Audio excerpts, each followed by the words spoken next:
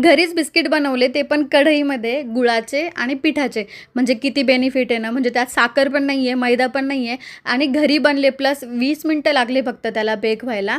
आणि आमच्या घरी काय आहे आजकाल बिस्किटांवर जरा जास्त जोर आहे, तर त्याच्यासाठी ना बाहेरचे बिस्किटं देणं मी जरा अवॉइड केलं आहे. आवडतं म्हणून काही पण कशाला द्यायचं ना मुलांना. त्याच्यासाठी मग घरच्या घरी असे छान टेस्टी, सुपर हेल्दी आणि क्विक बनणारी रेसिपी आहे ही बिस्किटची. एक वेळी नक्की ट्राय करा. व्हिडिओमध्ये जेवढं साहित्य टाकले ना, एवढं नाही टाकलं तरी पण चालतं. म्हणजे व्हॅनिला एसेन्स जर नसेल तर विलायची पावडर टाकू शकता. बेकिंग पावडर जर नसेल तर सोड्यावर पण हे बिस्किट बनून जातात. आणि विशेष म्हणजे घरच्या घरी कसलं ओव्हन वगैरे लागत नाही बनवायला. तुम्ही कढईमध्ये छान मिठाचीही गरज नाही खाली गरम करायला पातेल्याचं बूड वगैरे. घरी छान कढईमध्ये बनून जातात. हेल्दी आहे, सुपर टेस्टी आहे. परत एकदा सांगते की खरंच रुचकर आहे एकदम.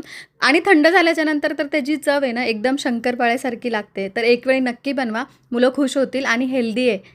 बिस्किट थंड झाल्याच्या नंतरच रुचकर होतात. त्याच्यासाठी अर्धा घंटा रेस्ट करू द्यायचं आणि सगळी माहिती व्हिडिओच्या लास्टमध्ये